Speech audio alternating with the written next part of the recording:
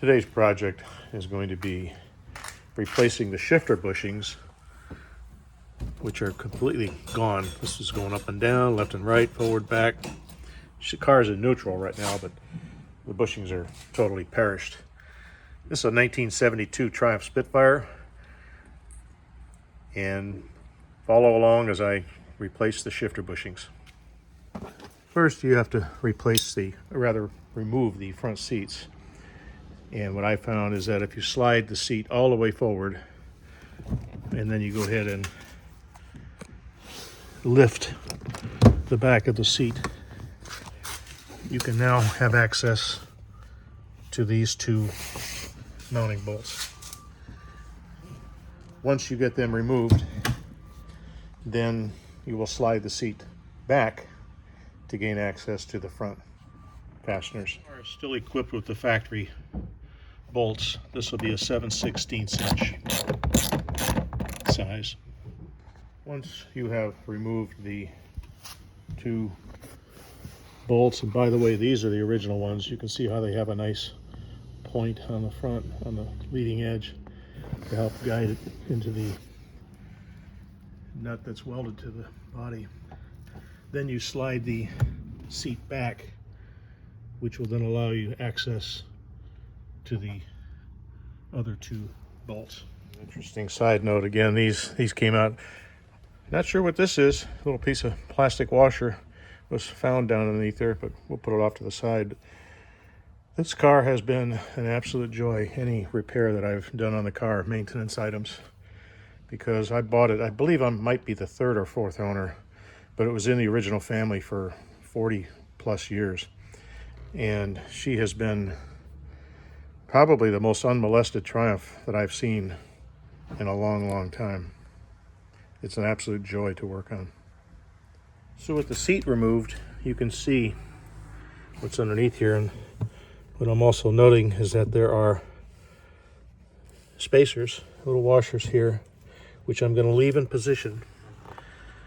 Probably carefully vacuum up a little bit of this, but those are important since you don't want the seat track sinking too far down into the carpet, which would hinder the movement fore and aft of the seats. And if you get lucky like I did, that took all of 10 or 15 minutes. None of the bolts were frozen, and they're obviously all the original style bolt. The only thing I noted on one of them was that it had two lock washers, which will remove one. So somebody's been in this once before, but again, the beauty of working on an unmolested car. Pull back the center part of the carpet, which will then expose this attachment screw. And I think this one underneath here just slides under, but we'll remove this screw first, and we'll see what happens. Just as I had suspected, the fastener that holds this in, you just slide it out like that, because there's a little clip on the back side right there that catches underneath the H bracket. And by the way, I did take a marker and I marked here relative to this point, so I'll be able to find that tiny hole during the reinstallation procedure. In case any observant viewers are wondering why the pitot tube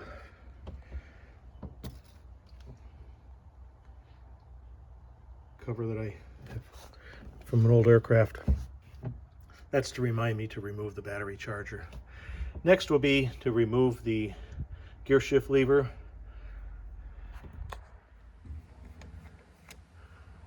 And of course the lock nut was not in place because the shift pattern was not the way it was supposed to be oriented. It was sort of like that. And there's supposed to be a lock nut down here that you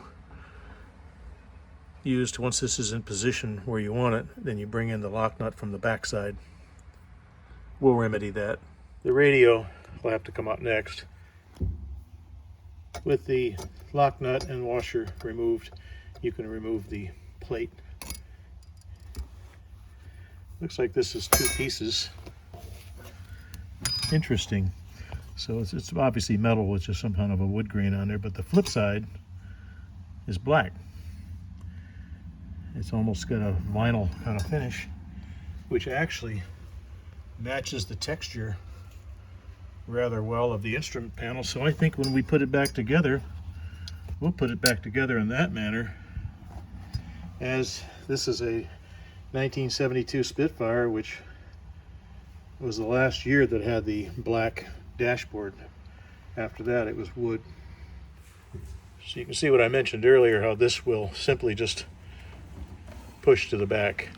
Now the next process will be to remove the fastener there and there, as well as the two there and the two on the opposite side right there for the H bracket. As you remove the bolt, note that there's a washer and a nut on the opposite side, which you'll probably have to reach in here with your fingers and try to hold it in this manner. Now, there was a washer on the driver's side, but I did not see one on the passenger side, so it has either fallen down behind here, which I'll locate it once I remove the H bracket, or if it was absent, I'll be sure to put one back in there when I'm putting it back together. With the bottom bolts that secure the H bracket removed, you'll then slide this aft, as well as pushing this forward, and it should allow it to clear the gear shift. Maybe it'd help if you bring it down into second gear to give you a little bit more room. Yeah, there you go. Now she's out. And look what popped out of here. I see an extra washer and a lock washer. That must have been... We'll figure out where those pieces went. So now the radio, I'd have to follow where the wires go to disconnect. I don't see a nice, simple, quick disconnect, so what I'll probably do is just take some duct tape or a wire and just hold it up and out of the way to relieve any pressure from the wire and the antenna lead. Now I secured the radio, and now it's simply a matter of, oops, looks like the wire came loose, so I'm going to stop for a moment. But now it's just a matter of extracting the carpet cover. Absolutely amazing. This car even still has the original fiberboard cover, which appears to be in remarkable condition. I'll remove it, and if it looks like I have to replace it, I believe I have another polyethylene cover that I can put in its place if this one's compromised in any way, shape, or form. This is really a relatively easy job if you just do it one step at a time. The next step is to remove these 4 crosshead screws that hold the shifter boot in place, and then put aside.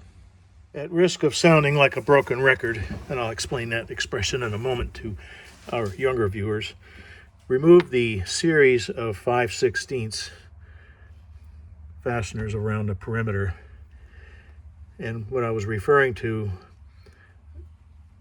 sounding like a broken record, is broken record back in the old days were made out of vinyl, and they would, if they had a crack in it or a scratch, they would skip, and it would repeat the same lyrics of the song over and over and over again, hence the expression. These are 5/16 fasteners, but what I was referring to myself, repeating myself incessantly, is the fact that I'm so amazed how unmolested this car is. This is the original fiberboard. These pieces always end up missing. It looks like every one of them are there. Unbelievable.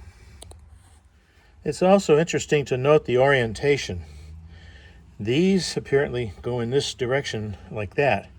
I would have thought possibly like that to allow closer fitment and to slide better, but it appears as if these were all installed in this manner.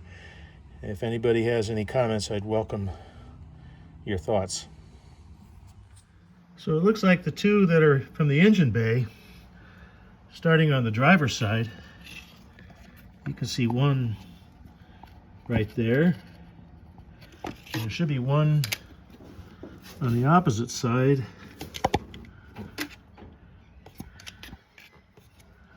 Looks like this one is a screw, I believe. Yeah, that one doesn't have a 1/4-inch screw like the rest of them.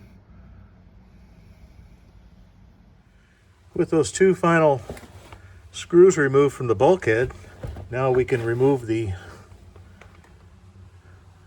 fiberboard transmission cover. And as it always goes, while you're in here, so I'm going to have a long shopping list of items I'm going to need as I'm looking at the transmission mounts. They're not expensive, but they're perished, so that'll be easy to repair.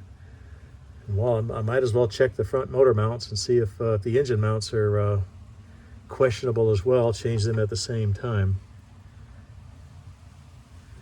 But now the next step is you can just see. Look how sloppy this is. This is. It's a miracle it even shifted gears. But we've already got the kit bought for that. But I've got a few other items I have to purchase. So we're going to make our shopping list. As I'm inspecting this, I had removed that one and that one over there from the inside of the engine bay. It looks like there's supposed to be another one here. However, there's no hole there. And I also note on the car, this is about the approximate location directly behind the valve cover. And when I put my hand behind here, right about, yeah, right there, right here where my finger is, there's a hole on the back side, but there's no hole on this side.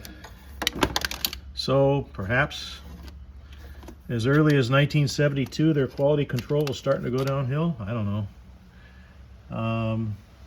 I may go ahead and drill the hole from the inside out because the clip is already there. It's already right there where it's supposed to go. And that'll help tighten up the car. I'm probably going to go ahead and replace this with a polyethylene cover and then save this for somebody that has to maintain originality.